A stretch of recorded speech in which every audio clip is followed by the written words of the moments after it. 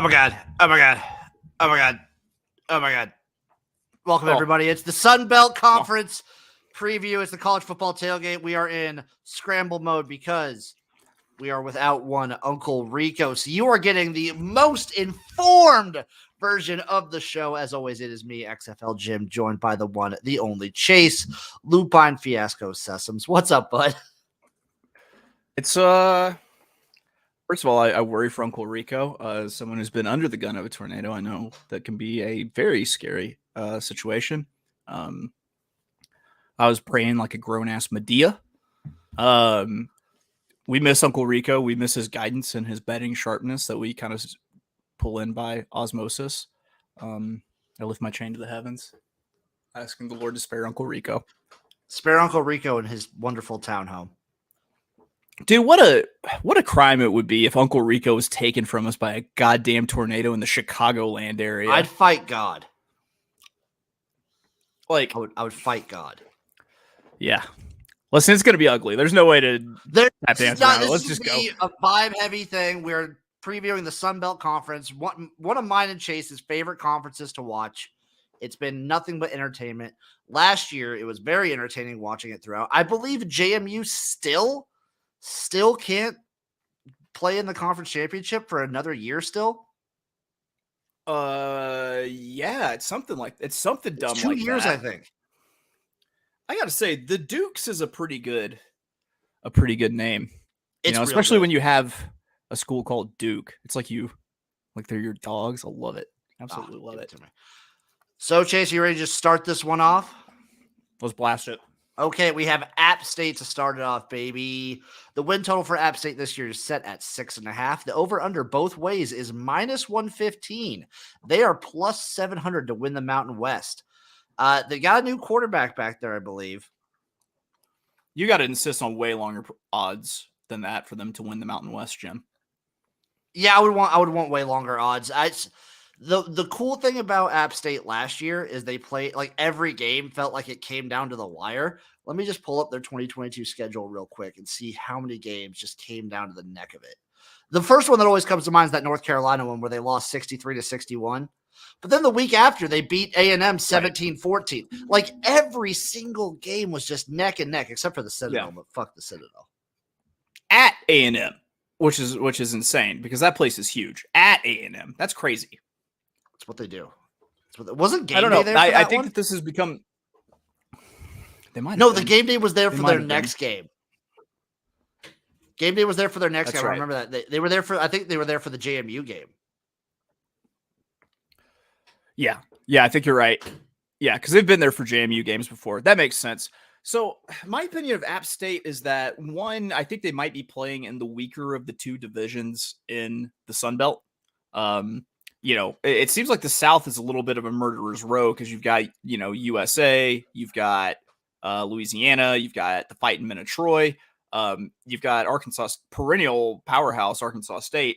And I mean, outside of me, Marshall, what could be a down Coastal Carolina team. I don't know. I think this could be a good year for App State to get second place, but it count as a conference win. I already have the team that I'm locking in my future in that side of the division, Chase. It's not fucking App State. Let's get into this schedule. Starting off the season with a nice dub. Gardner-Webb. Yep. Easy. Yep. At North Carolina this time. Say the revenge spot here? See, God. If it was at home last year, I would think so. If it was at home. So you're either high on South Carolina and think that that May's going to be an all-world quarterback, or you're not, and then they're going to have the similar year that they had 2 years ago. Right. I don't know. I have yet to see a North Carolina. I have yet to see a North Carolina quarterback like live up to the hype that they produce. It's not like App State isn't in North Carolina. It's not like this isn't a program that hasn't gone to the big house, that hasn't gone down to Texas A&M and gotten wins before. I feel like North Carolina is kind of cake after what they've done in their history. Give me the App State dub there. I'm getting bold. I'm going to go North Carolina with the dub. I'm going to say this is an L for App State. East Carolina at home after that. Oh, and he's back already before we even get through the first team. Hey, you know what? I may have to hop back out. The sirens have stopped for now, so hopefully. Chase, the chain worked. Hopefully I lost my chain to the sky for you. Hopefully I'm good here. I do have the local Fox News with this blonde hottie playing in the background. So if she says to seek shelter, the tornado sirens are back up in the air, I'm gonna have to jump off again, boys. I'm sorry. Well, we barely started the schedule of the first team, Eric. We started with App State. I'll reiterate the over or under for the win total is 6.5 minus 115 both ways, plus 700 to win the conference. They're returning 57, 7 offensive starters and 4 defensive starters. Quarterback last year was Chase Bryce is gone, and either redshirt freshman Ryan Berger or JUCO transfer Joey Aguilar will start. Neither have much game experience, but they're more of a dual threat running quarterback, which is different than what Bryce was last year and what the offense is more accustomed to.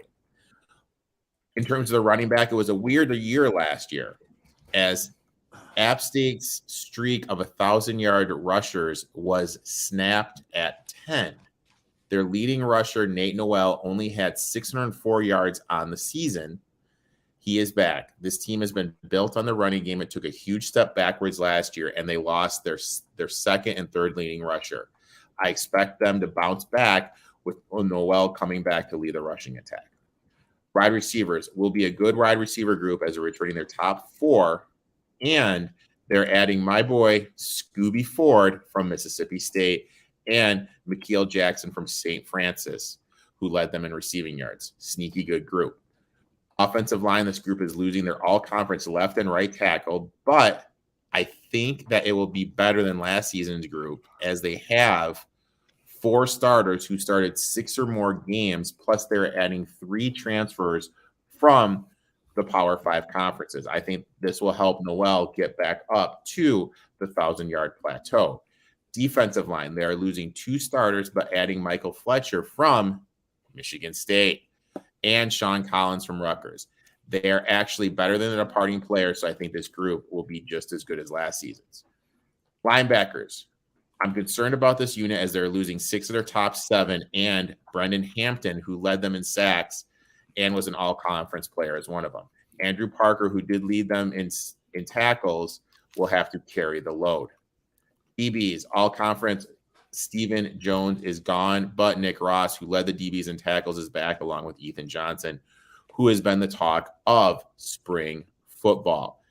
Special teams, they're losing their punter, which is a big blow, but they're returning everyone else. Overall, let's face it, this team underperformed last season as they played UNC tight at the beginning of the season and beat Texas A&M on the road, which even with all the issues that A&M had is a huge win for a program like App State.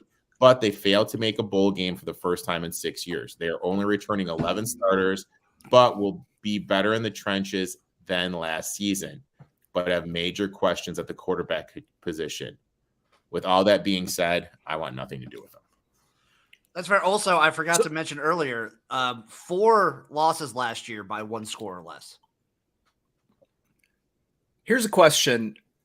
Was the high of beating Texas A&M at Texas A&M too high? Did they party their faces off afterwards and nothing? All I remember about App State, and this is maybe TMI, I was deathly sick. I couldn't keep anything down. They were playing Troy, and son of a bitch, there was that Hail Mary for Troy to freaking lose and App State to win, and I was so pissed off. Oh, dude, I remember that because we recorded that weekend, and you were just dead. I was dead to the wind. Couldn't keep anything down. I think I lost 20 pounds in the weekend. And then the only thing I remember from the weekend was that goddamn Hail Mary. I remember them just playing in a bunch of instant classic games all year. Every game seemed to go down to the wire for them, and it was incredible to watch. I mean, based on what Uncle Rico says, I mean, you're solid at the lines. You're loaded at the skill positions. Sounds like the major concern on defense is the linebackers. And how often does bad linebacking really stick out? Like, it's always the line or the defensive backs. I feel like this is a good reason to be bullish. It's all about the quarterback to me. Yeah, the quarterback. I think we'll know after week 2. Like if so let's just go through the schedule again. Gardner Webb, everyone's saying win. At North Carolina, Chase said win. I said loss. Erik, what do you say for the tiebreaker? Oh, loss. So Eric's also getting high on. So I feel like if they can kind of even keep up with UNC, that this is good, like a good sign. At least for the quarterback. Maybe it's better for them in the long run if they lose this game. Like after, I'm saying I might be with you, Chase. I might be with you. So ECU Yeah, at home after this. Does ECU still have the left-handed quarterback? I hate that shit. I'm gonna go ECU. That's a good question. Was he gone? I thought he was gone. I thought last year was his last year.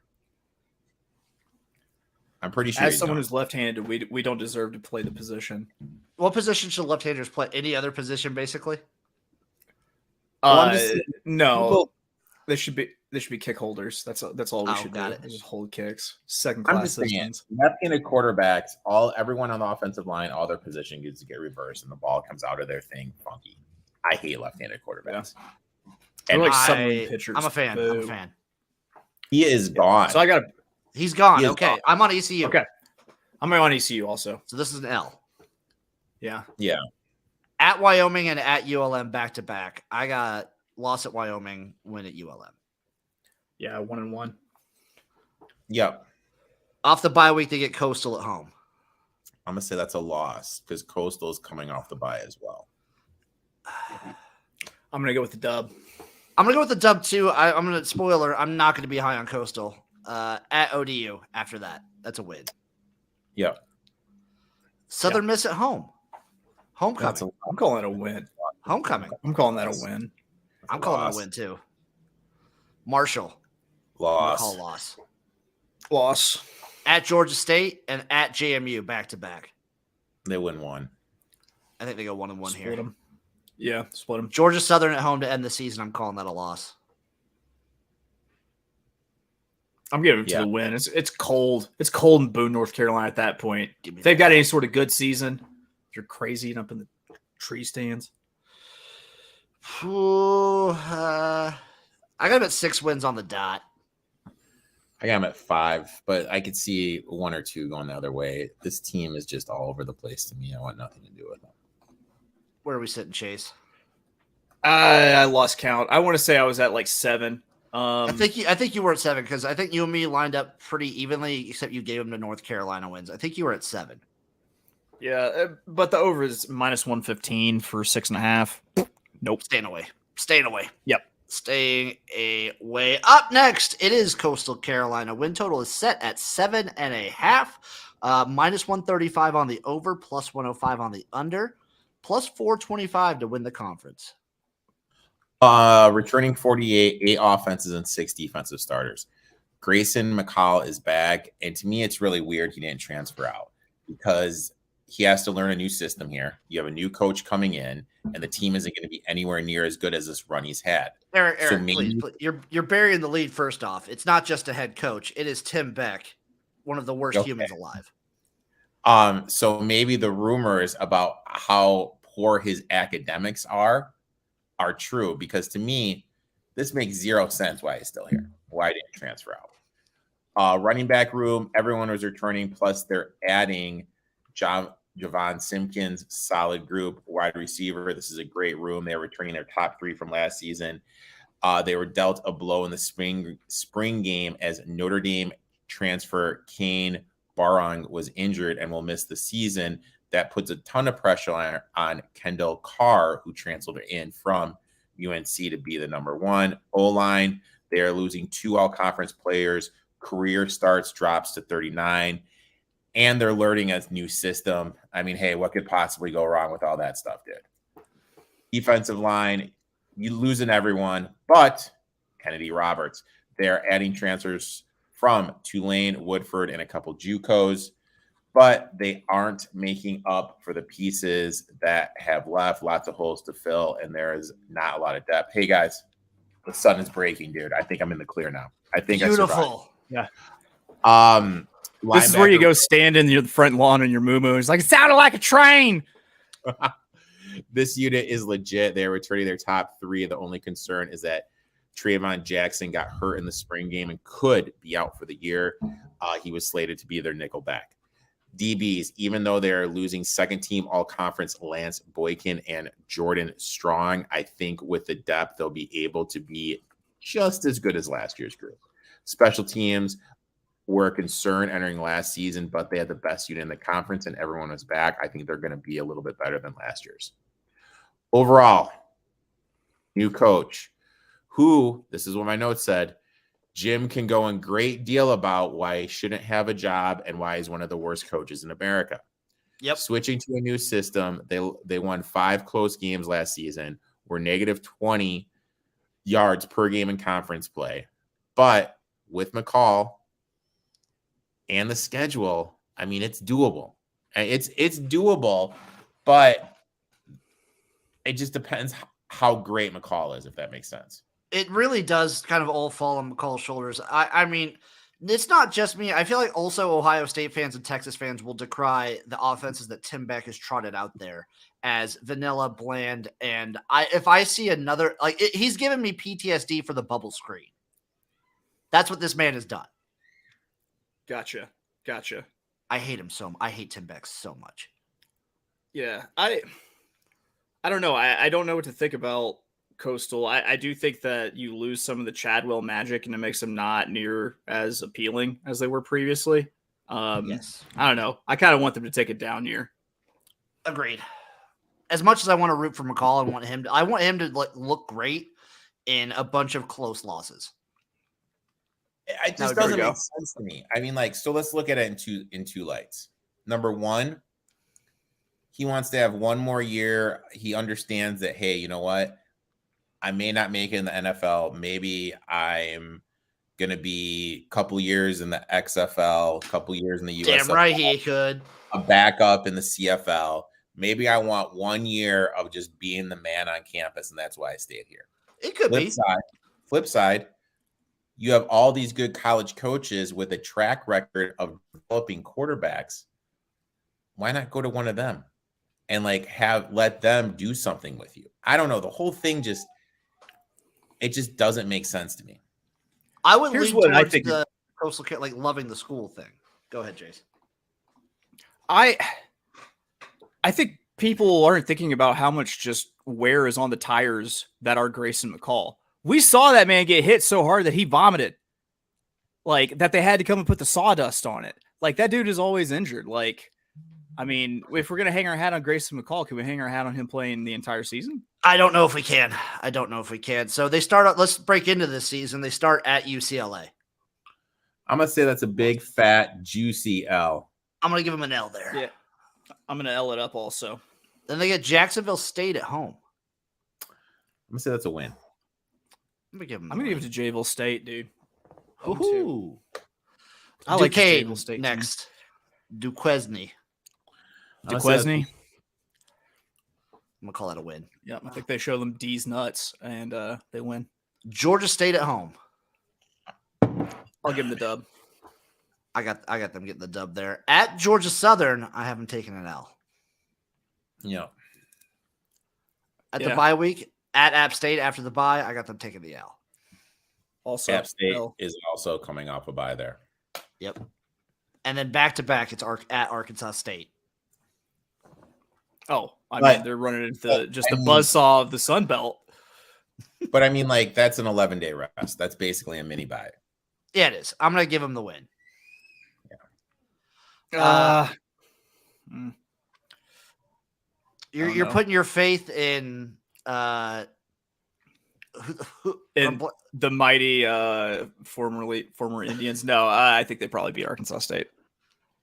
Marshall at home after that. I'm going to call that a loss. I'm going to call it an L also. At ODU? It's a win. That's a win. Texas State, at Army, and JMU to finish off the season. I'm going to say 0-3. I'm going to go 1-2.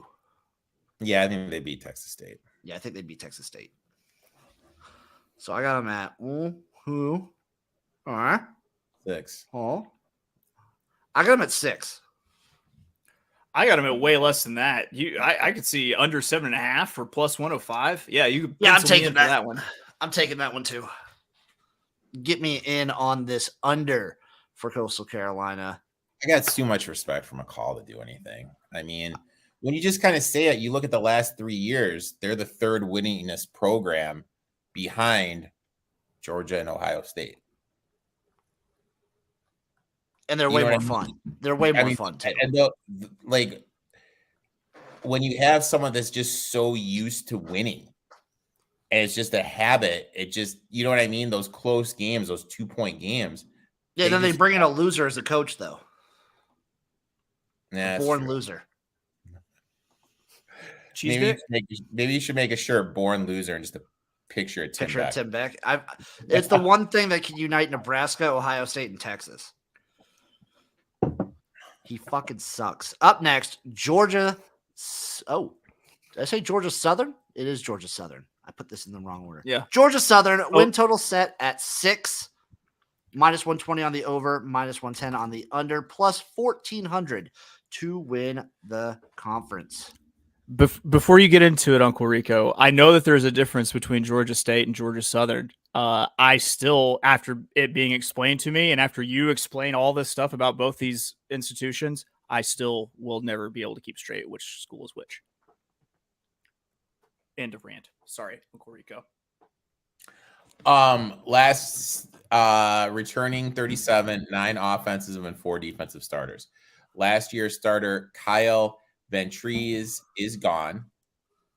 So it's up to either Tulsa transfer Davis Bin or Boo Allen, who may remember him. He was at Kentucky for a cup of coffee. Yeah, but I think it's Allen, baby.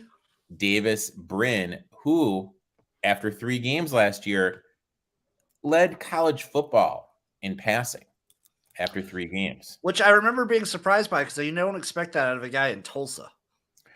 Running back room, solid group. As 3rd team all-conference, Jalen White is returning along with O.J. Arnold, who played as a freshman. They're adding Terrence Gibbs, who's a good between-the-tackler runner. Solid group.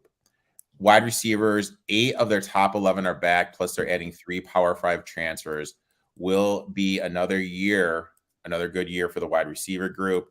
And they have the chain mover in Khalil Hood, who is 2nd team all-conference last year. So they have someone who can go up and get the ball. 2nd year offensive line, 2nd year in a new system. Plus, they're returning 115 career starts. So I expect this unit to be a little bit better than what we saw last season.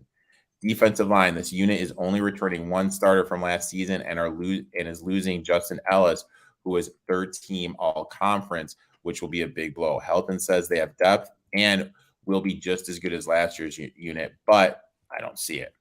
Linebackers, they are healthy when they were good last year, but that wasn't too much. I like that they added Lee from Texas A&M and Gilmore from Wingate. With that, with that and what they have returning, I think this unit is going to be slightly better than last year's. DBs, this unit will take a step backwards from last year's group.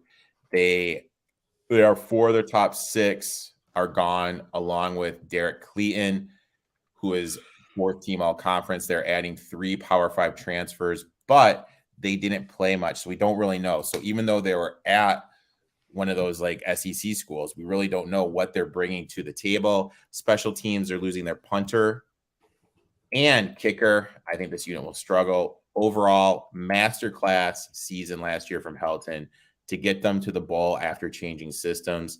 This will be the 2nd year in a new system, so there will be improvement. Plus, they have a good schedule, but they have question marks at the quarterback position and the secondary. So I want nothing to do with this team. I'm taking a shot on Georgia Southern this year. This is my team. This is the team I'm taking a shot on. Just forewarning everybody. It feels like the fact that I can't keep these 2 teams straight, I should probably just tap out of giving any sort of opinion on either of them, because that feels like foolish gambling advice listening to me in this situation. Fair point. Let's get to this schedule. They start with the Citadel. Dub. Call me crazy. Call me crazy. I think they're going to be able to sneak that one out. UAB at home. Calling it a win.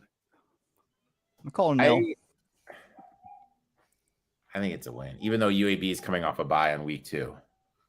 Wait, what? Yeah, UAB. That sucks for UAB. I'm sorry for them. At Wisconsin after that. I heard those Badgers are pretty good, man. They're pretty decent. At Ball State, back-to-back after Wisconsin. I They might think get so beat up against Wisconsin. I'm going to give them the L there too. Yeah. Yeah, I'm going to probably give them the L here. Coastal Carolina at home afterwards is a win. Yeah. Then it's a bye week at JMU. I'm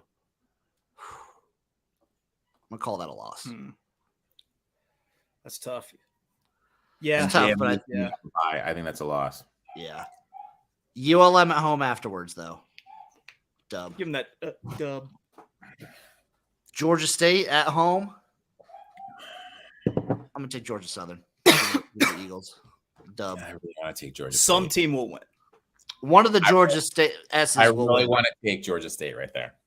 Well, Eric, they burned us last year. They're dead to me. Give me Georgia Southern. Oh, Jimmy. I hold a grudge, okay? I hold a grudge. You remember how dirty they did us? I know they did us dirty, but you know what? That was last year, man. At Texas State. Dub. I'll give them the dub. At Marshall after that, though. That's a big L. I'm going to call that an L. ODU at home and at App State. They beat ODU, lose to App State. I got them winning both.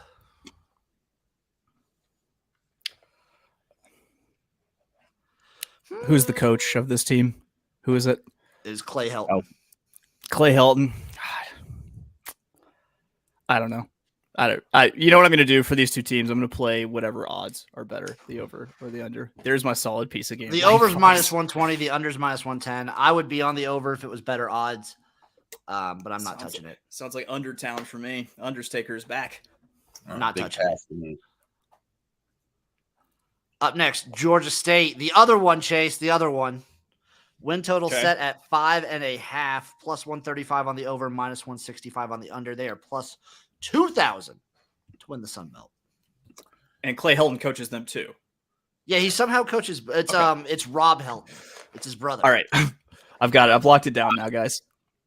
Georgia State returning 35, 7 offensive and 5 defensive starters. Granger is back. 3rd season here. Should have a great year. Running back. Anytime a group is losing 2 of its all-time leading rushers, it will take a hit. But they have Marcus Carroll back, who rushed for over 100 yards twice in the game last season. Redshirt freshman Adams is a spring ball, but this group is going to take a huge step backwards with the talent leaving the room. Wide receiver room. They're losing Jameer Thrash, who is a clear-cut number 1 wide receiver.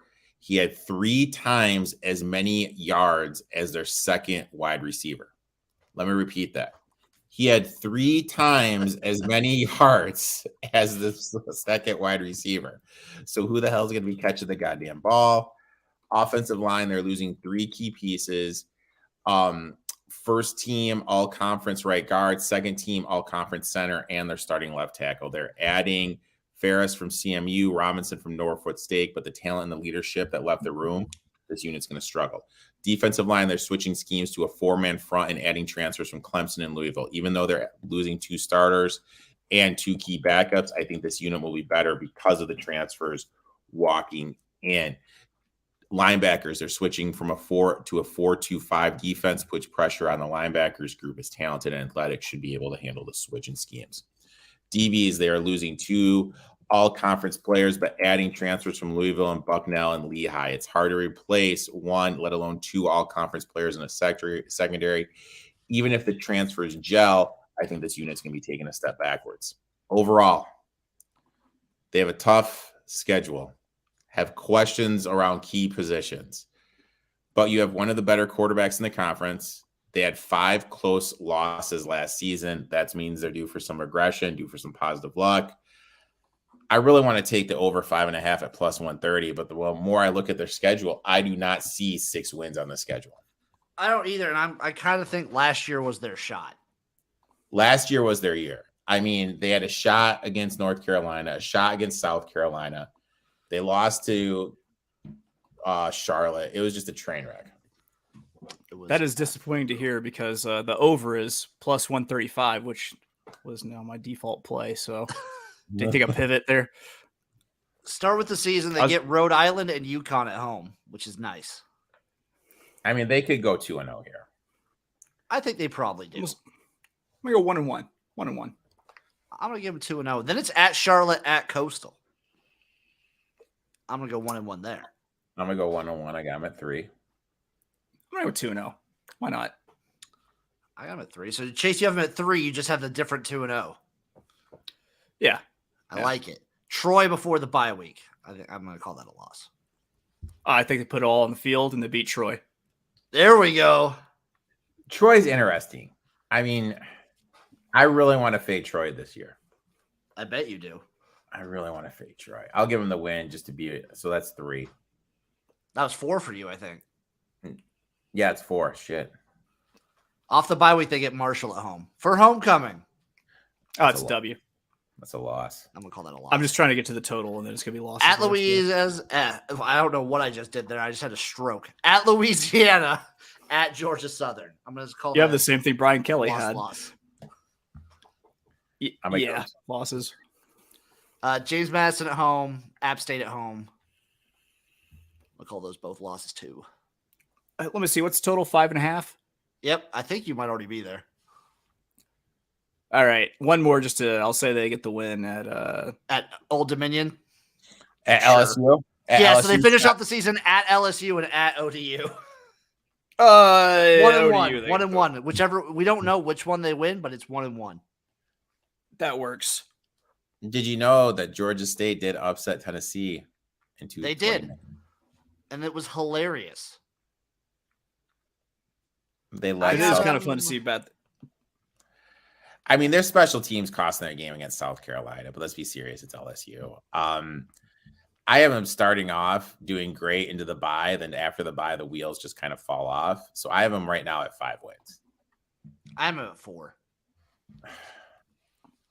I have them at over. Damn right. Overtime. Damn right.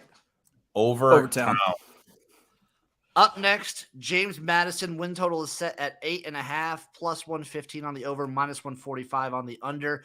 And is it just 1 year left that they can't play in the conference championship? No ruling yet. How is this not set in stone? No ruling. They're appealing it.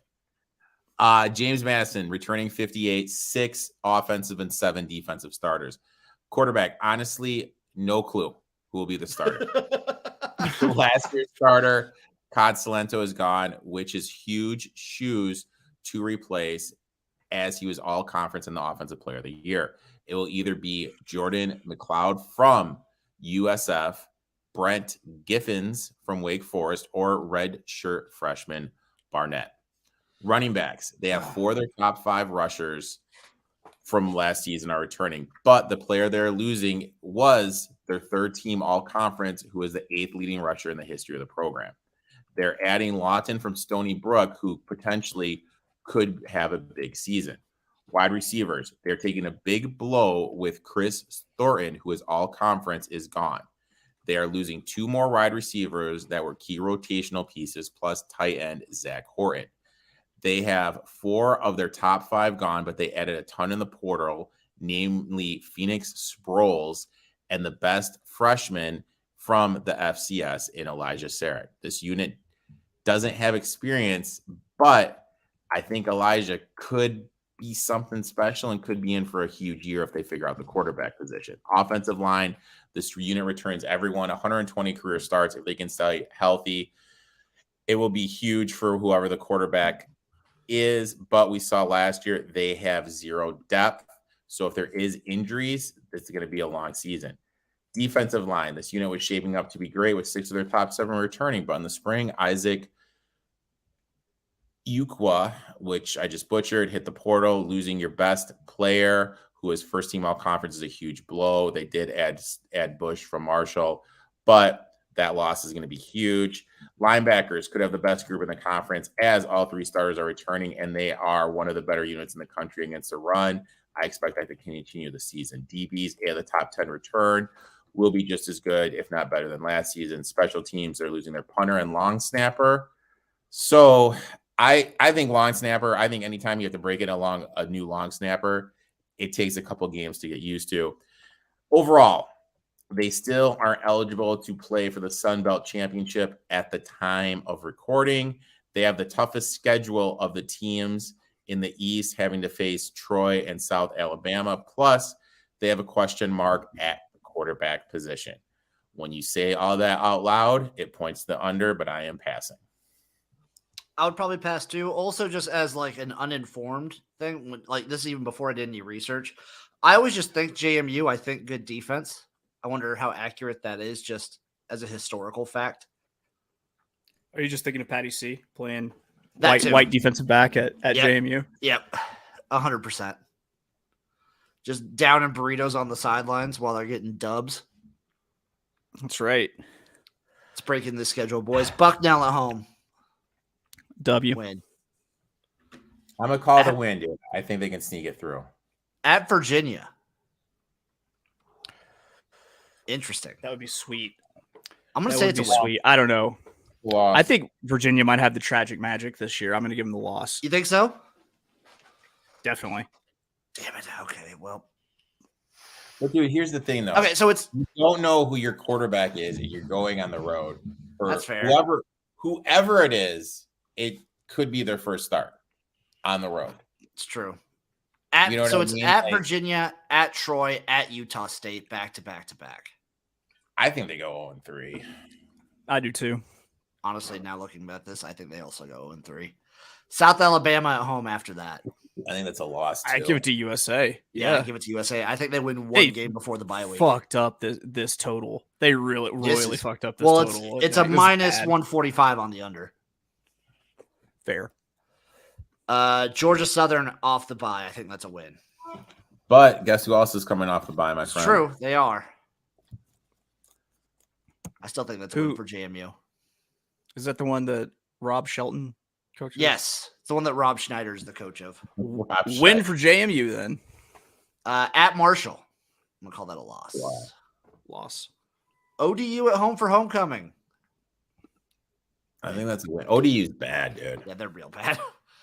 Yeah. At Georgia State. I think it's a win. I think that's a win. UConn Yeah. at home.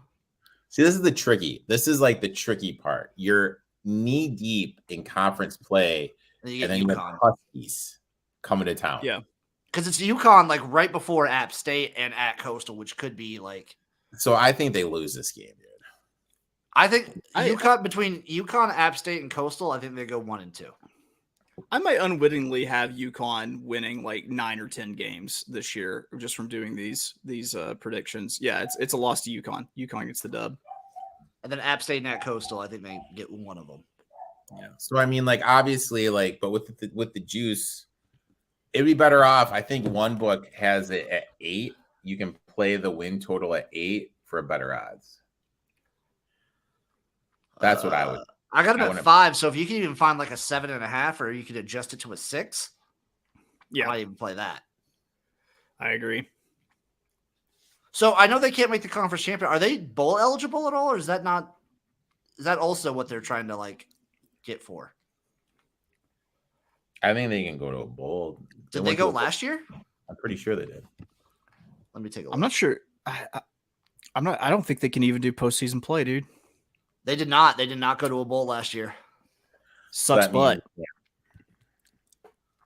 That's fucking stupid.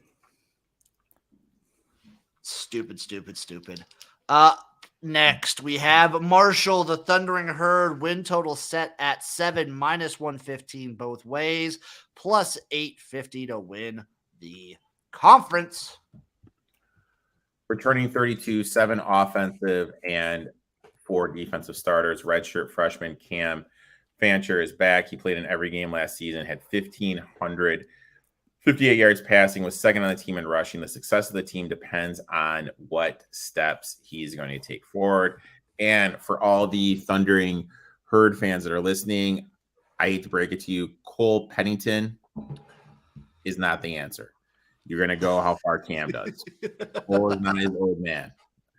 Running back Rashid Ali is back after missing last season due to knee injury. He was replacing LeBron, who was the fastest player in history of the program to reach 1,000 yards in 7 games. Wide receiver, they have big shoes to fill as Corey Gramjing hit the transfer portal. He was 8th leading wide receiver in program history. They're returning everyone but need either Kentucky transfer Harris or McNeese transfer Pierce to emerge as wide receiver number 1.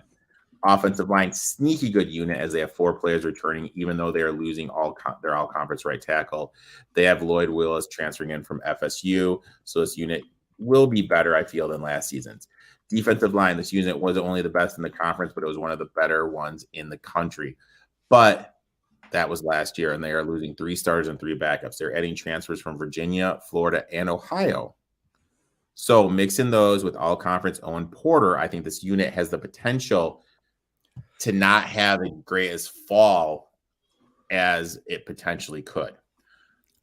Linebackers, unit is going to take a big step backwards, even though Eli McNeil returns. They're losing 2 starters, a key backup, and Green McKnight moves to safety.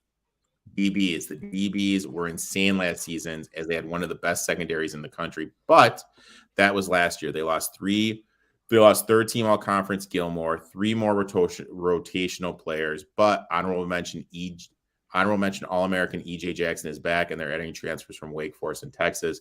This unit will be good, but nowhere near as good as last season. Special teams unit will be better this year. The freshman kicker will take that step forward. Plus, Pierce adds an element in the return game that they were missing last season.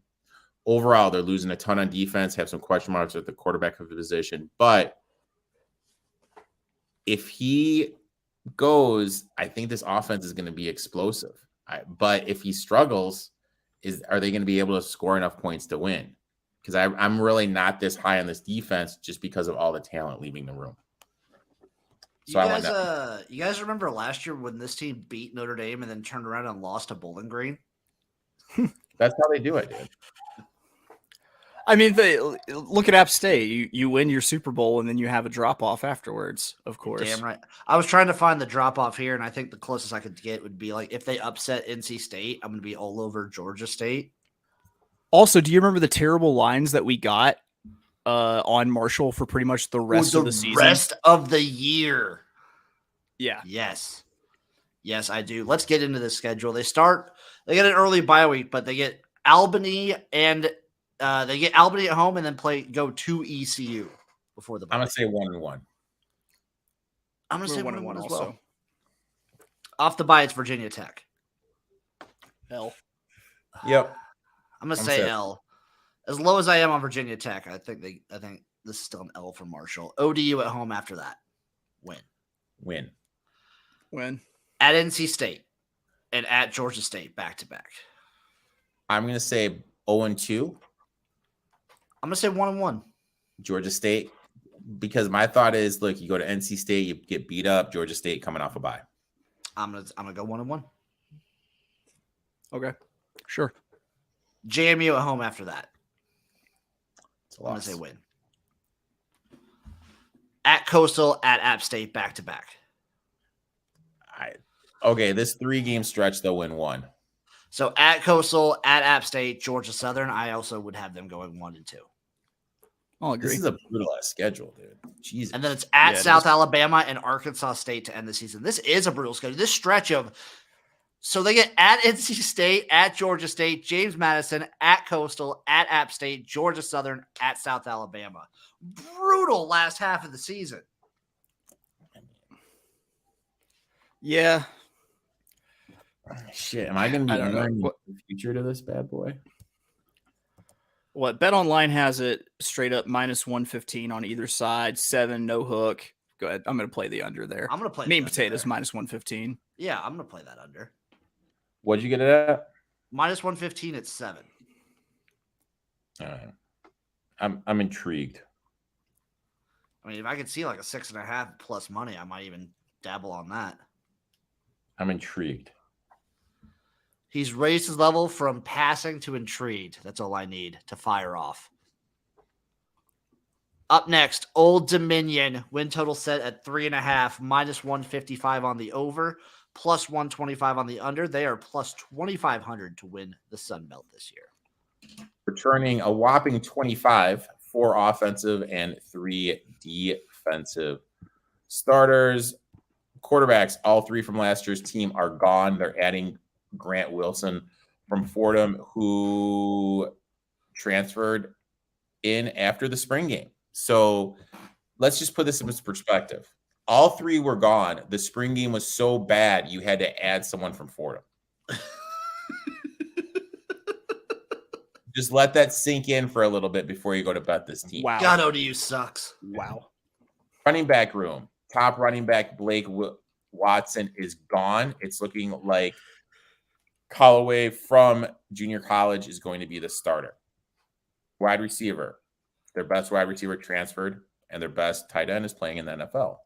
So the pressure is on Harvey to emerge as the number 1 threat, but I just don't see it that they have the playmaking that's leaving the room. Offensive line, this unit struggled last season. I think they may be worse than that group last season. They're losing all conference right tackle, their left tackle, and their left guard. I think this unit's going to struggle a ton. Defensive line, they're losing 4 key players, but are returning Epps and Lowry, who with transfer Taylor from UNC could make this unit better than last season's. Linebacker room, this will be the strength of the defense as their best player, Jason Henderson, who is first team all-conference and second team All-American, is back, along with Stevens, who is transferring in from Duke. DB is this unit will struggle. Their top 3 are gone, and the top tackler returning has a whopping 23 tackles from last season. If the defensive line can't get to the quarterback, it's even going to be a more brutal season for this group. Special teams, they're losing their long snapper, but returning everyone else. This team has a brutal schedule, and their offense and defense have gotten worse. I have 6 periods. What could go wrong? That's my note. Nothing. Nothing will go wrong, but also nothing will go wrong. Everything will go according to plan, and they will just have a bad year. That's the ODU I look forward to. They're not even like a top tier trucking company anymore at this point. No, they're like a 3rd tier. I mean, my memory about ODU is this. I was at my buddy. I was in his wedding. They were having a party that night when ODU played Virginia Tech. Oh, wow. Okay. And so here's me being the asshole, freaking live streaming ODU Virginia Tech on my phone during this freaking party with everyone on the wedding party because I was invested in the ODU money line plus the points. I love it. Which hit, no big deal, whatever. I love that. Let's get to the season, boys. At Virginia Tech to start the season. Revenge spot loss. Well, yeah. Do any Virginia Tech coaches get trapped in the elevators at any point during this game is my question. Ooh, if that's a prop bet, I might take it. Let's see if they have a lineup. Let's see if they have a lineup. Louisiana at home. L. Loss. All right, so real quick, Virginia Tech, how ODU? Guess that line. Virginia Tech minus 7.5, 8.5, 10.5. I'm gonna say off. 10.5. No line. They just took it off. 10.5. 13.5. Ooh. I didn't go over. I said 0. So 13.5. Interesting. Louisiana at home, loss. Wake Forest at home. I'm also calling that a loss. Texas A&M Commerce. It's home. I'm gonna call that a win, guys. I think give them the win. I got my one. Know. Luis Perez's cousin is there. It might be trouble. It might be. At Marshall and at Southern Miss back to back before the bye week. I'm gonna call that both losses. I'm gonna say Brett Favre retribution. They get the win at Southern Miss. That'd be very funny. Off the bye week, it's App State at home. Call that a loss. I'm gonna call that a loss as well. At JMU, I'm also gonna give them a loss there. Just don't That's like a big old ale burger. Coastal Carolina. Loss. Schedule sucks. Loss, yeah. At Liberty, at Georgia Southern, and then Georgia State to end the season. I'm gonna They give may them not win a 3 game Ls. after the bye. I have them at 1 win. I also have them at 1 win. Okay, so figure one of these games have it be Georgia State, Louisiana. Maybe they catch App State or Coastal in a sleep spot. Maybe they'll get 1. But I mean, realistically, their over under is at 3.5. Where are 4 wins in this? Also, it's plus 125 on the under. Yeah, I'm all over that. Yeah, give me that under. Give me that under every day of the week. Boom. Up next, Arkansas State. Baby, win total is set at 4.5, minus 120 on the over, minus 110 on the under. They are plus 5,000 to win the conference. Returning 46, 5 offensive and 6 defensive starters. Another team at the quarterback position with some questions. As JT Scout from Colorado is going to start, or is it going to be redshirt freshman X Daly? Running backs. This unit should be as good as last year's if Brian Snead can stay healthy. They have him and Zach Wallace from UT Martin, who was first team Ohio Valley. Wide receivers, they're losing their top 2 from last year, but Rucker is transferring back after playing a year at South Carolina. But is he really going to be that chain mover for them? I don't think so. So they really don't have a dominant number 1. Offensive line, this unit struggled last season. They're returning only 2 starters who have 29 career starts, but they're getting transfers from Ole Miss and Lamar to round out the starting group. I think with how bad the offensive line was last year, I think it would be better, but that's not saying much. Defensive line, they're losing their top guy, but they are returning everyone else and added some good transfers. Unit will probably be on the same level. Linebackers, returning 2 starters, adding a transfer from Kansas, and Wilkes will have a bigger role, and the coaching staff is very high on him. This unit should be better than last season's. DBs, they're losing 1 starter and adding Stokes from Coastal Carolina and Dante Thompson from Incarcerated Ward. So I think this unit will be just as good as last year's, if not a little bit better. Special teams, they had a top 10. That might be my favorite Uncle Rico. Incarcerated Word might be my favorite Uncle Ricoism of all time. That's great, dude. Don't be embarrassed. That's beautiful. You just made magic. Their second team, second year in a row, they've had last 2 seasons, they've had top 10 special teams unit. Only losing their kick returner, I think it will be just as good. Former CMU great Butch Jones is in charge. It's year 3, and this is when I look to take a program, when their coach is in the year 3. But it's losing all the firepower on the offensive side of the ball, and I don't think their defense is good enough to carry them to any wins. I want nothing to do with them. I also don't know if I trust Butch Jones at all. Oof. Hard to trust a man who still has a flat top. Yeah. Let's get into the schedule. They start off at Oklahoma. You know what? I think that's going to be a loss, dude. I think that's a loss. Might have their hands full there. I heard Memphis those at home right after that. Good. Memphis is good, guys. Memphis is really good. Yeah. That's a loss. That's a loss. Stony Brook. Actually, wait, you know what? No, I'm giving them the win at Memphis. No, Memphis. It's Memphis at Arkansas State. Oh, even better. They have to come to Jones Boogie Rockinsaw. Oh, get ready to ride the Rockin' Railroad, my friends. Stony Brook afterwards. Stony beat. Southern Miss. Give them a win. I'm gonna give them a win too. That's a loss, dude. Give them a win. They're not playing in the volleyball center, you know. Is Uncle Rico going to be high on Southern Miss? Potentially. Oh, at UMass and at Troy back to back. I think they beat UMass, lose to Troy. Yeah, same. I think they can beat UMass.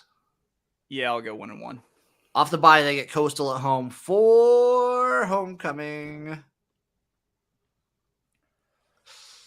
Ooh, Give them the dub. Giving them the dub. You know what? I gave him a loss earlier. I'm going to give him a loss. At ULM, dub. Yeah. Louisiana at home, that's a loss. At South Alabama.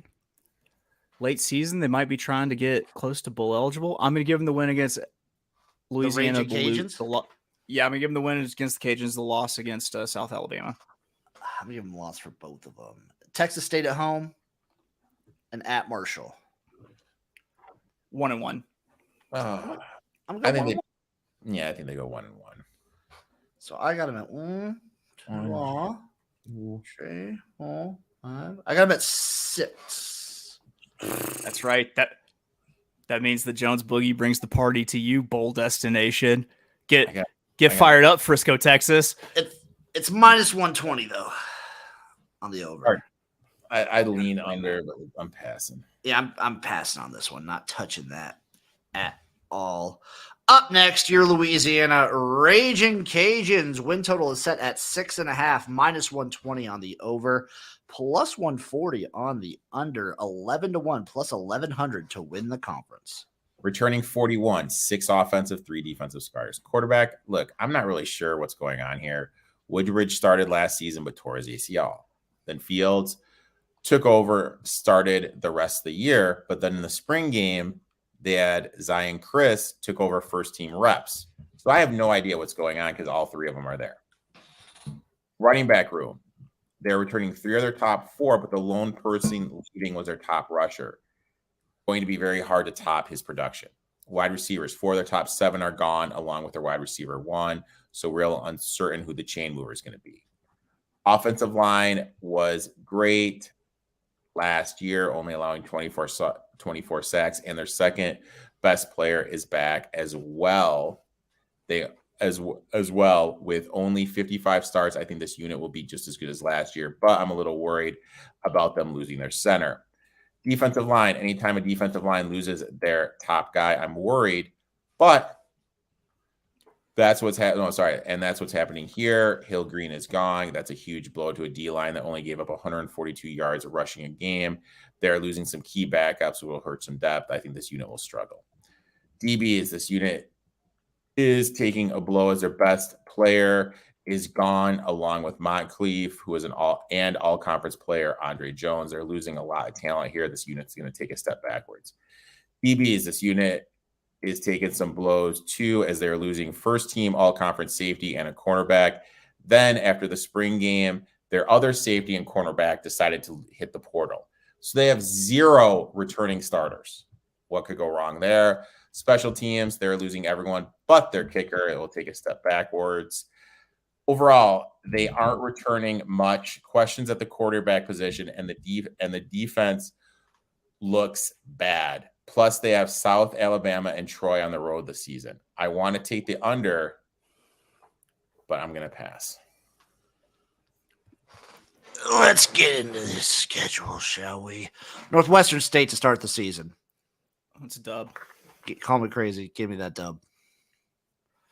I'll at ODU and at UAB back-to-back.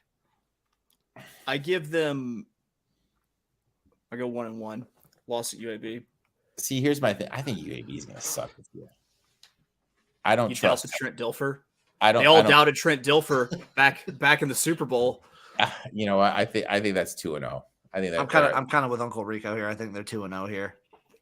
Yeah. Buffalo at home. I think that's a loss. I think Buffalo is going to be good this year. Yeah, I'm leaning the MAC too. You know what? Let's go Maction. At Minnesota. That's a loss. L. Yeah. Roll the boat, boys. Texas State before the bye week. Loss. Dub. No, that's a win. Sorry, that's a win. Say dub. Off the bye week, they get Georgia State for homecoming. That's a loss. I think, yeah. Yeah, it's probably a Got loss. Georgia and an S. At South Alabama, at Arkansas State. Loss. I gave them the win at Arkansas State, so I'm going to stay consistent here. Give me 1-1. Southern Miss at home. It's a loss. I'm going to say Dub. At Troy and then ULM. I think they beat ULM. 1-1. I think they beat ULM, yeah. I think I got him at 5. I got them at 5 on the dot. Ooh, that under's plus 140. Under 6.5. I got him at 6. It is the funnest belt. I got him at 6. I'm going to play the under. I have more confidence in them going like 5 wins or 4 wins rather than 7. I'm gonna hit the trigger on that over. On the under. Give it to me. I'm with you. Price is too good. That's where I lean. Just leading for now. Yeah, lean, no investment. God. South Alabama's up next. Win total set at 7.5, minus 150 on the over, plus 120 on the under, plus 250 to win. They are your favorite to win the Sun Belt this year. You know what, dude? Jim, there were some teams we took stands on last year, and our baby Jaguars were one of them. We were right. They were good. They're returning 76. Ooh. 9 starters, offensive and defensives. Desmond Trotter is back. 4th team all conference, set multiple records at South Alabama. Another good season. Webb is back. He had a hard time staying healthy last season and was still setting team records. He's in line for another huge season. Wide receiver. The only starter they are losing is Jalen Wayne, but he's going to be replaced by Ivory from Memphis. Crazy to think you can lose a second team all-conference player and the positional group's going to be better than last year's. Offensive line, they have 4 starters returning, multiple transfers coming in from the SEC. This unit's going to be solid. Defensive line, they're losing 1 starter and 1 backup. This unit has talent and depth, one of the better units in the conference. Linebackers are returning 4 of their top 6, and one of them is Banks, who is all-conference and honorable mention All-American. DBs, they're losing 3rd team all-conference, Darrell Luter, which is a blow, but they have 4 back with starters experience. Slightly worse than last year's. Special teams. This was ranked the 25th best special teams unit in the country, and they're returning everyone. Good. Most talented team on the conference on paper. But, I mean, you just kind of look at it. You got to figure that game on that Thursday night game against Troy, that's going to be. It's going to be everything. That's going to be who goes to it. That's going to be who goes to it. So you got to kind of look. So if we look at the schedule, you know, they have Louisiana, you know, they're at home right before that game. And who's Troy got? It's sandwiched between Texas State and ULM. Yeah, I don't know. This team is deep, man. This team is deep and good. Tough to kind of find a team that can overtake them. I love this team so much this year. I think they get it over on Troy. Let's just get into the schedule. But I think, like, going ahead, I think they get it over on Troy in the revenge spot. So they start the season at Tulane. You know what? I'm down on Tulane this year. I think that's a win. No. I think it could be, but I'm going to go with Tulane here at home. I'm going to call that a loss. Fighting Squidbillies. Just the way they kept that Tulane. All right, we'll talk about Tulane. We'll get into Tulane on that episode. Guess that line. Tulane minus 3.5. Tulane minus 17.5. 7. That's 10 too few. Dude, like Tulane, Spears ain't walking through that door, man. Spears is gone. They lost a lot, dude. I trust Brits. They have the benefit of being in like one of the most talent-rich cities in the country. Like, I don't know, man. I really like this team. Plus their logo looks like the Adult Swim cartoon, the Squidbillies. We'll get into Tulane later. It's hard not to root for them. I'm going to call it a loss. I'm going to call it a win. I'm going to take a win. Southeastern Louisiana right after that. I'm going to call that one a win. At Oklahoma State. I think they're live, but I think they're going to lose. I also think they're live because this is a classic Oklahoma State early season loss. I'm going to call it a loss, though. Central Michigan at home. Win. I know on the gymnasium we called this a loss for USA, Chase, but I think I favor USA versus the Chips. I'm going to go fire up damn Chips. It's hard for me. I really like USA. I'm with you. You've got me on you got me on to UTSA. You've gotten me on to USA. But at some point we got to diverge. I'm going fire up damn Chips. At JMU and at ULM back to back before the bye week. I think they're 2-0. I think they're 2-0. So right now I have them at 1 loss. I have 1, 2. I have them at 5-1. I got them at 2 losses right now. Off the bye week, they get Southern Miss at home and Louisiana at home. I think that's 2 wins. That's 2. Yeah. 7. At Troy. I'm gonna give it to Troy. I'm gonna give it to USA, but different. I think between Louisiana and Troy, they go 1-1. I think they're gonna win at that. I think they'll win that game. And then Arkansas State, Marshall, and at Texas State to end the season. 3-0, man. They could easily go 3-0 there. Yeah, I think this team is potentially doesn't lose a game after the bye. Yeah. So obviously we're all on the over, but it's minus 150. So that's a pass. But I think they're 10-2. That's a pass. We look to take them when they play Troy, and we fade them when they. And if they beat Troy, we fade them when they play Arkansas State. And I might fade them against Louisiana. And I'm gonna fade them when they play Southern Miss. You are just really on Southern Miss. Let's get into Southern Miss. Just roll right into that. Win total is set at 5.5, plus 120 on the over, minus 150 on the under. They are plus 2,500 to win the Sun Belt this year. Returning 33, 9 offensive and 6 defensive starters. Every quarterback from last year's team is out, but they're adding Billy Wise from Clemson and Holem Edwards from Houston. It's an open comp for the starters position. From what I'm reading, Edwards will be the starter. They'll also use Gore as the wildcat as they've done before. Speaking of Frank Gore Jr., I think we need to look into Southern Miss's, like, what's the pay program I'm spacing The NIL? The NIL. How the hell are they able to keep Frank Gore Jr.? Like, literally, how the hell are they able to keep? Where is this money coming from? Dude, it's the city of Hattiesburg presented by Frank Gore Jr. at this point. I gotta think. I mean, dude, he's a fucking dog. I mean, they were winning games. Yeah, with he is. the quarterback, dude. I He's love him so much. Wide receiver, 6 of their top 7 return. Need some consistency from the quarterback position, which I think they're going to get. If Edwards can pop, I think this group is going to take a huge step forward. Offensive line, this unit should improve greatly from last season. They have 4 starters returning. Barnes will be the 5th starter. He started 5 games as a freshman last season. Defensive line, all 3 starters are back for Southern Miss, but they did lose K1, who is their 3rd down pass rusher. He had 10 sacks last year. Just played 3rd down. That was it. He's gone. They need to be able to replicate that pass rushing ability. They're losing 3 starters in the linebacker room, and Newsome and Clemens factor on having – sorry.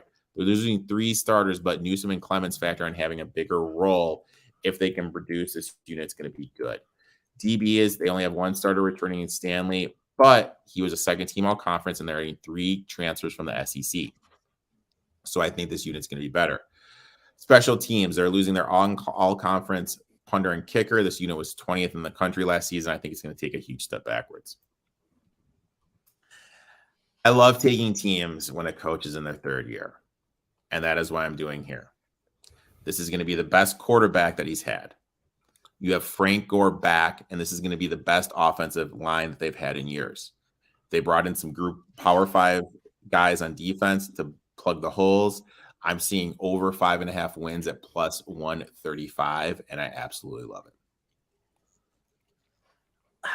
Was it 2 years ago or 3 years ago this team tried to get like Art Browse on the offensive staff? Damn, dude. I mean, you got to stop living in the past, bro. I always live in the past. I'm a Nebraska Cornhuskers fan. Jim, you got to stop living in the past. The lack of welfare money for the state of Mississippi, brought to you by Frank Gore and Brett Favre. I love Frank Gore Jr. so much. I'm kind of with Eric that I'm a little high on this team. Not nearly as high as him. Let's get to the schedule. Alcorn State to start off. Win. Surprising. It's a surprising dub for the boys of Southern Miss. At Florida State, though, after that. Unfortunately, that's a loss. Call that a loss. Tulane. I'm going to call it a loss. Ale. What are you doing there, Eric? What are you doing? What are you doing? I'm a little down on Tulane, but you know what? I'll give Southern Miss the L. At Arkansas State after that. I think that's a win. I gave him an L. Texas State at home. That's a win. ODU at home for homecoming. That's a win. Win. Bye week at South Alabama. That's a loss. Loss. At App State. I think that's a win. Loss. I think that's a loss. Yeah. ULM at home. W, baby. That's a win. At the Raging Cajun. Magic. That's a win. I think that's. I'm going to give him an L. I go 1-1 there. At Mississippi State and then Troy at home. I think they go 0-3 to end the season. I got him at 7 wins. I got him at 1, 2, 3. I got him at 4. That's no respect. No respect for my Eagles. I got him at 4. No respect. Not going to ask, touch that one. If you have Frank Gore, do you really need stability at the quarterback? Like, can't they just be like, Frank, Lil Frank? That's what they basically did last year. Last year they made a bowl, and it was just like, okay, Frank, just do it. Yeah, but I think if they take him out, if they don't put him in for a quarterback for doing everything, they're going to be worse. But you now have a quarterback that can actually do something. Yeah, but it's not Frank Gore Jr. You're taking the ball out of his hands more often than not now. I'm telling you, man. His dad went to the U. I'm just saying. This team's going to be good, man. Eric, this might be my bet for are you going to put a future on them to win the Sun Belt? No. Okay. They can't compete with you. We need to redo. Sounds like no cat food will be No, we need here. to find the bet that will be the key lime pie bet of last year. Okay. We need to find the one. We need to find the one. It's not this one. Jim, you're getting older. I'm worried about you consuming all this cholesterol. It's not going to be food this year, Chase. My bet this year is I'm getting my chest waxed. Jesus. Okay. You're burly. I'm getting like it. all this waxed. Okay. Yeah. Twink it up there, Daddy Bear. That's for the video patrons of the show. Up next, we have Texas State. Win total is set at 4.5. Plus. Oh wait, I skipped right over South Alabama. Like a fool. I apologize. Oh, we already. No, I didn't. I did. Yeah, it's Texas State. I don't know what the. Texas State. I'm all fucked up. Texas State is proof that maybe there's just not enough talent to go around to every college in 4.5 Texas. plus 140 on the over, minus 170 on the under. They are plus 6,000 to win the conference.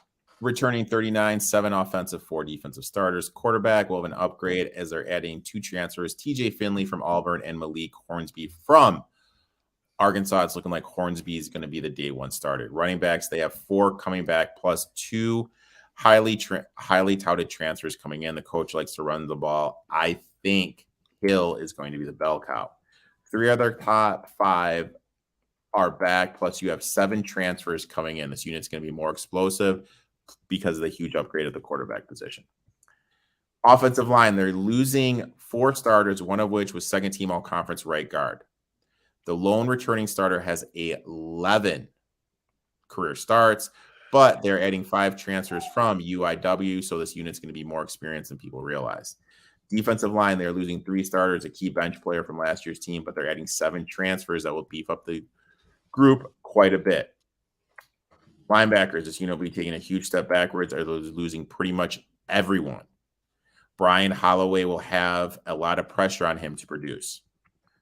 DBs, even though this unit is losing 2 starters and 2 backups, they will be better than last year's unit as they're adding 4 Power 5 transfers and 1 from UIW. Special teams, they're losing their all-time leading kicker in school history. This unit's going to take a huge step backwards. Overall, look, I have no clue what to think of this team. They're bringing in a ton. Offense will be fun. Last year, UIW averaged 52 points per game. I'm going to have to watch a couple games before I see what's going to happen. Is this offense that they ran at a tier at a level below going to equate to the highest level of collegiate football? I don't know. I'm just going to sit back, see what happens.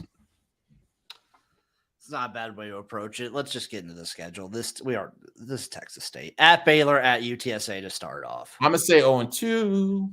I'm also going to say 0-2. Jackson State. I'm going to say that's a win. Call me crazy. I'll give him the win there too. Dion ain't coming out those doors. Nevada at home.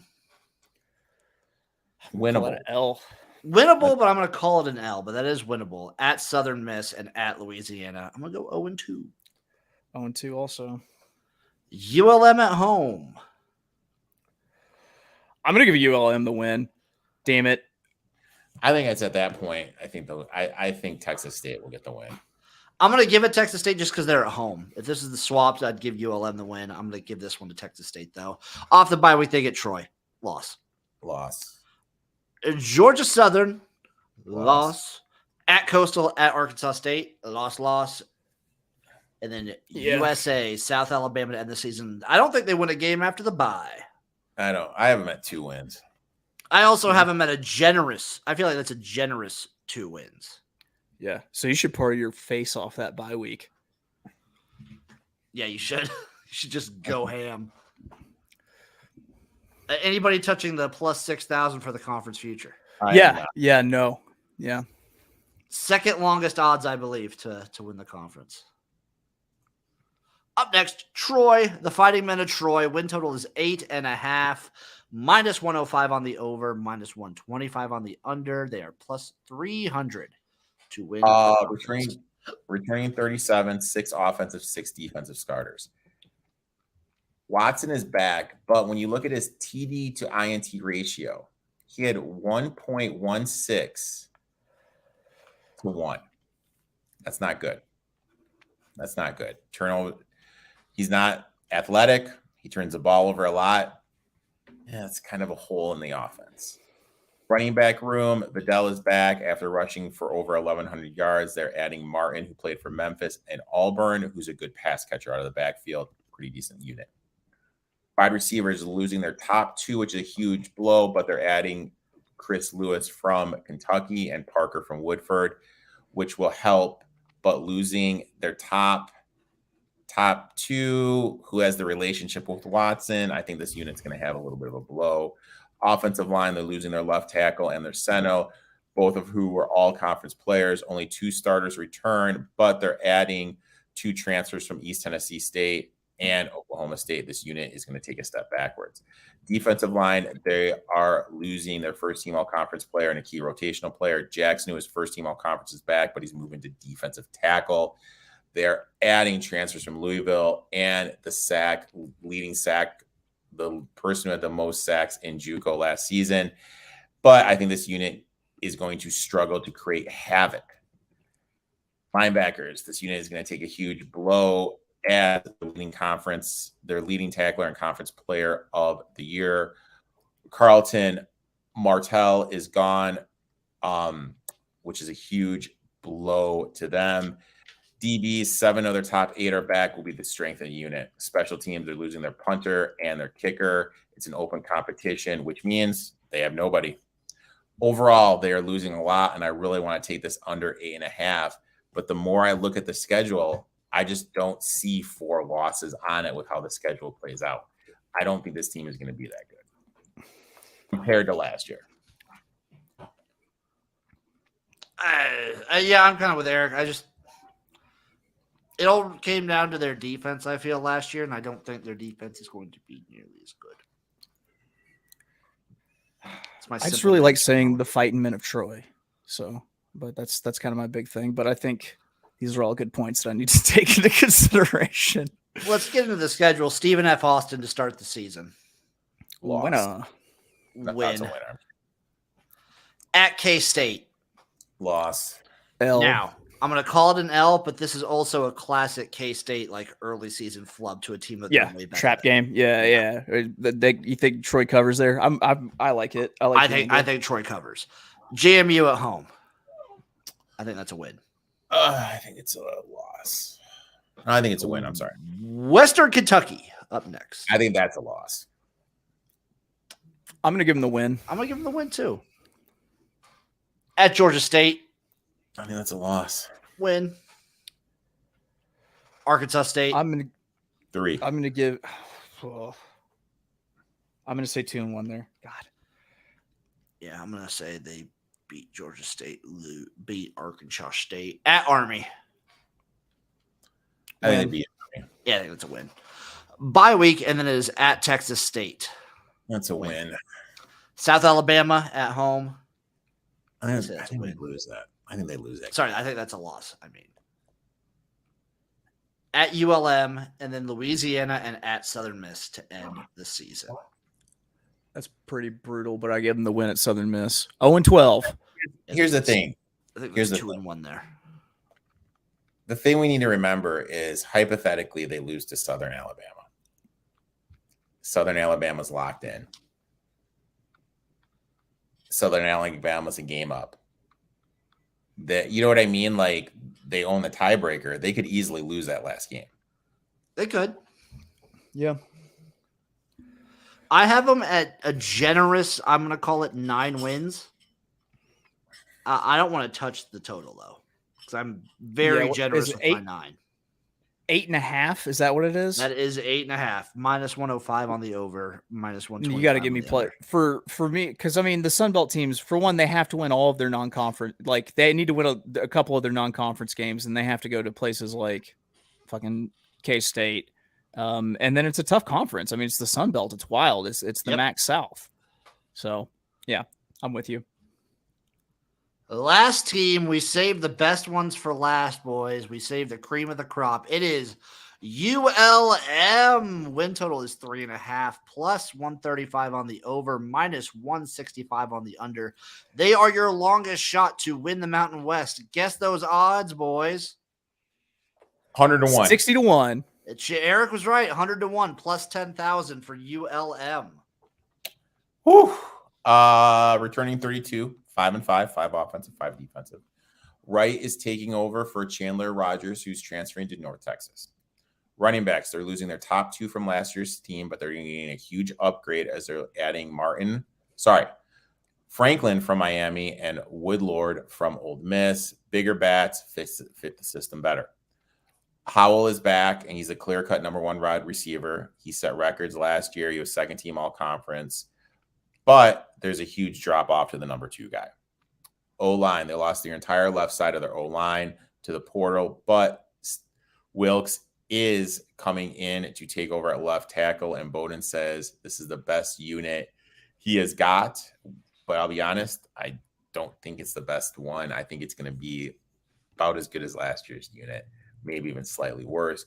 Defensive line, they are small, but they're fast. They're losing 3 key players, but adding Huntington from Kent State, which will help.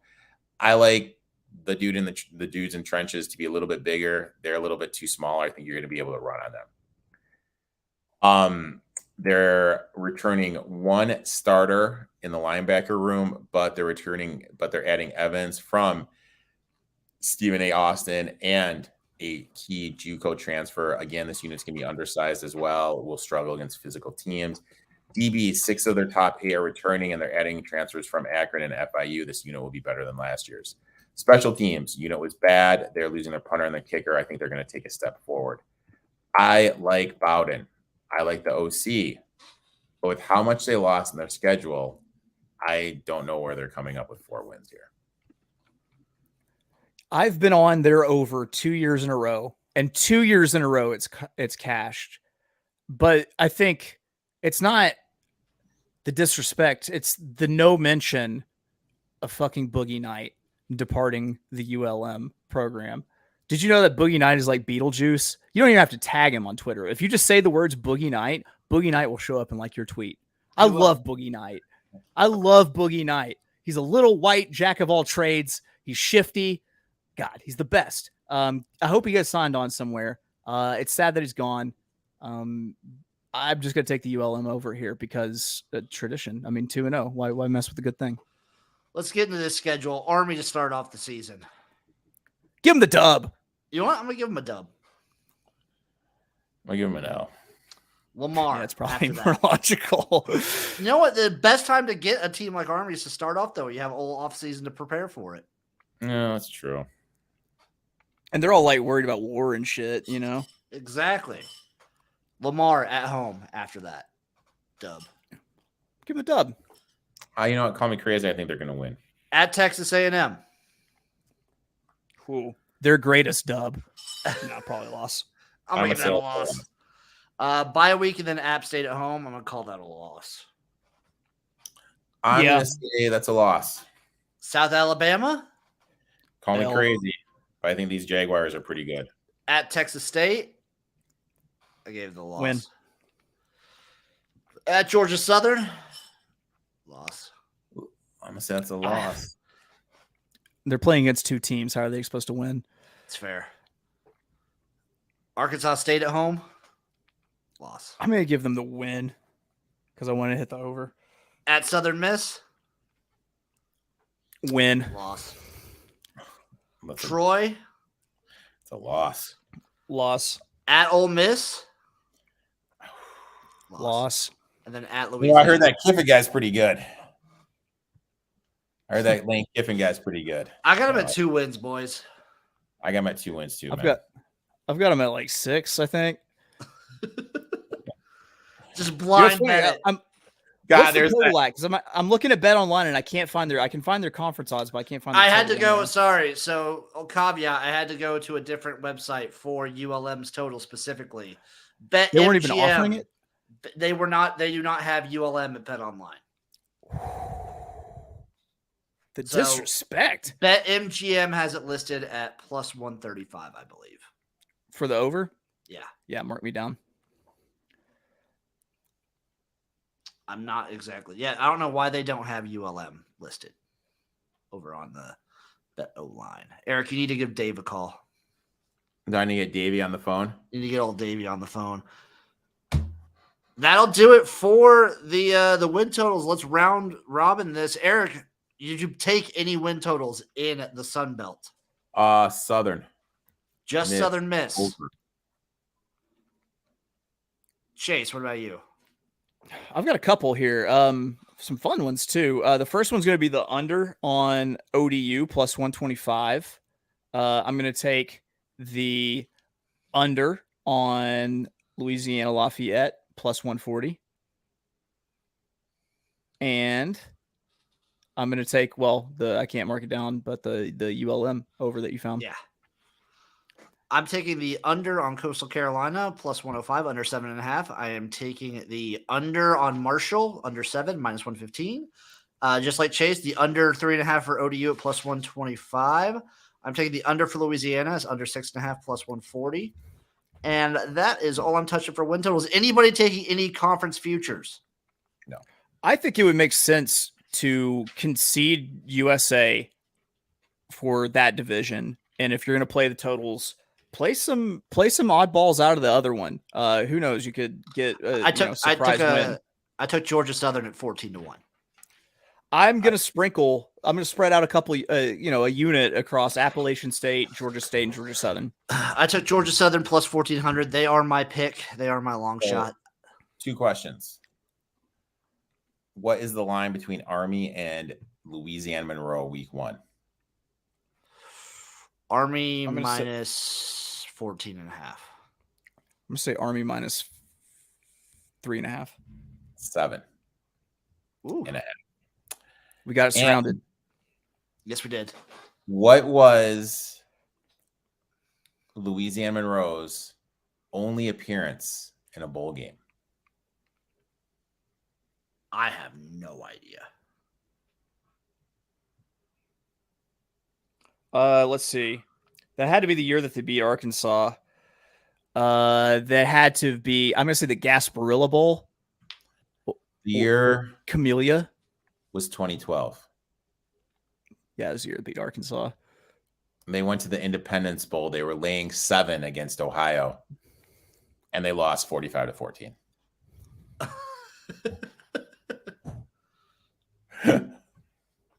Crazy things happen in the Independence Bowl there in Shreveport. So, Well, boys, that'll do it for the Fun Belt. This has been a nice show. Where can the people find you? Chase this time. Chase first. You can always find me being abrasive on Twitter at @OakLawn. Check out my podcast because damn it, it's Saratoga opening week for horse racing. So check out my horse racing pod, the Notorious OTB, brought to you by the Sports Gambling Podcast Network. I'm always with this big galoot to my stage left, and I'm occasionally with this suave mother down here at the bottom, Uncle Rico. Reach down there. now and then. Eric, where can the people find you? Friday, my podcast comes out. Check me out. I'll be on the DRF Sports Betting Show Friday evening, and then my live stream comes out on Tuesday evening. On Tuesdays, it does. I don't know why I did that. I'm gonna go now. You guys know where to find me at XFL Jim everywhere. Obviously, Gymnasium with Chase every Monday. Spring Fever with this guy Erik every Wednesday evening. It's either like it's in between 8:30 and 9 is when we start. It's not like it's fluid. Okay, it's fluid. But by the way, 2012, Louisiana Monroe walks into War Memorial Stadium in Little Rock, Arkansas, and defeats Arkansas in overtime, 34-31. After that point, my family no longer comes to football games to watch with me. They let me watch alone. Oh, I believe that. Thanks, everyone, for watching. Thank you for listening. We greatly appreciate it, and we'll see you next week for another episode of the